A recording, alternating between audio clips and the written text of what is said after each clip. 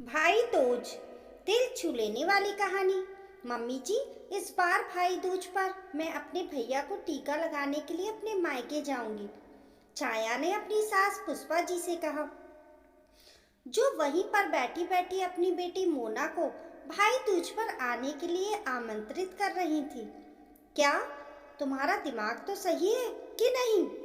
पुष्पा जी एकदम से चिल्लाकर बोली, जैसे उन्हें किसी ने 440 वोल्ट का करंट लगा दिया हो। मम्मी जी, इसमें दिमाग खराब होने वाली क्या बात है? मेरी शादी का तीसरा साल चल रहा है, लेकिन मैं शादी के बाद से एक बार भी भैया को टीका नहीं लगा पाई। छाया ने बहुत ही ज्यादा दुखी होकर कहा। तो इसमें मेरी कौन सी गलती है? तुम्हारा भाई क्यों नहीं आता टीका लगवाने? हम लोगों ने मना किया है क्या? पुष्पा जी तो जैसे छाया की बात सुनकर एकदम से आग बबूला ही हो चली जा रही थी। मम्मी जी, ये तो आप भी जानती हैं कि वीरेंद्र भैया 5 बहनों के इकलौते भाई हैं। जब सारी बहनें मेरे मायके में ही उन्हें टीका लगाने आती हैं, तो वह इतनी दूर हमारे यहाँ कैसे आ सकता है? जब सारी बहनें इकट्ठी होती हैं, तो मैं भी तो जा सकती हूँ। और फिर मोना जीजी भी तो हर साल आती हैं अनुज और राज भैया को टीका लगाने। ना चाहते हुए भी छाया सच्चाई बयां करने से अपने आप को रोक नहीं पाई। अच्छा, अब तुम मेरी बेटी की बराबरी करोगी? अनुज देख रहा है अपनी पत्नी को कैसे तड़ातड़ मुझसे जवान लड़ा रही है, और तू चुपचाप बैठा हुआ तमाशा देख रहा है। पुष्पा जी ने वहीं पर बैठे अपने बेटे अनुज को धिक्कारते हुए कहा। अब मैं क्या बोलूं? छाया गलत तो बिल्कुल भी नहीं कह रही। 2 साल से मैं देख रहा हूँ कि भाई दूज के दिन छाया कितनी ज़्यादा दुखी रहती है। अगर वो इस बार मायके जाना चाह रही है तो चले जाने दीजिए।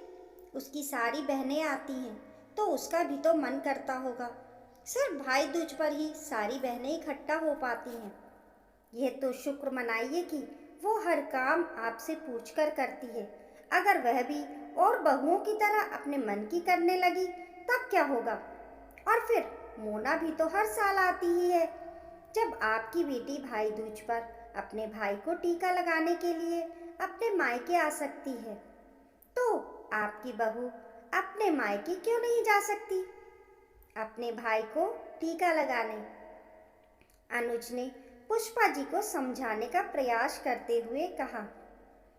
खैर, कह तो तुम ठीक रहे हो, लेकिन जब मोना यहाँ पर आएगी तो घर का काम कौन करेगा? मुझसे नहीं होता घर का कुछ भी काम काज। अनुज की बातों को तो पुष्पा जी काट नहीं सकती थी, तो उन्होंने घर के काम काज का दाव फेंका। आप कुछ भी मत करिएगा, सब संभल जाएगा। आप प्लीज छाया को उसके मायके जाने की इजाजत दे दीजिए। कितना कुछ करती है वह इस घर के लिए, बदले में कुछ भी नहीं चाहती। अगर वह 2 दिन के लिए भाई दूज पर मायके जाना चाहती है तो इसमें क्या बुराई है? बल्कि आपको तो उदारता दिखाते हुए उसको खुद ही मायके भेज देना चाहिए। शादी के पहले आप कितनी बातें किया करती थी कि अपनी बहू को बड़े प्यार से रखूंगी, उसका दिल बिल्कुल भी नहीं दुखाऊंगी, बिल्कुल अपनी बेटी की तरह उसको दुलार से रखूंगी। लेकिन अब आप तो बिल्कुल भी वैसा नहीं करती। अनुज ने लोहा गर्म देखकर चोट करते हुए कहा। अब जब तुम दोनों ने खुद ही ठान लिया है तो मैं क्या कह सकती हूँ? और हाँ, एक बात तो तुम बिल्कुल ठीक कह रहे हो। पता नहीं हम महिलाओं का सास बनते ही स्वभाव बदल कैसे जाता है, लेकिन अब मैं सास बना से ऊपर उठकर दिखाऊंगी। ठीक है छाया बेटा, तुम इस बार भाई दूज पर मायके जाने की तैयारी कर लो और 2 दिन की जगह 4 दिन रुक कर आओ।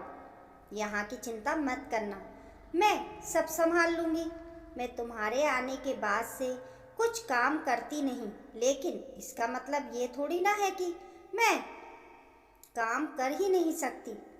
पुष्पा जी ने बहू की तरफ थोड़ा स्नेह से निहारते हुए कहा, thank you so much mummy ji. और छाया सास के चरणों में झुक गई। दोस्तों, अगर हम दोनों पक्षों को रखकर सोचे और निर्णय ले तो घर में कभी भी कलेश का माहौल नहीं बनेगा और अनुज जैसा समझदार पति फिर तो क्या बात है। इस कहानी को लेकर आपकी क्या राय है, हमें कमेंट करके ज़रूर बताइए। कहानी पसंद आने पर लाइक और शेयर करें। ऐसी ही अच्छी अच्छी कहानियों के लिए चैनल को सब्सक्राइब करना ना भूलें। मिलते हैं फिर एक नई कहानी के साथ। तब तक के लिए नमस्कार।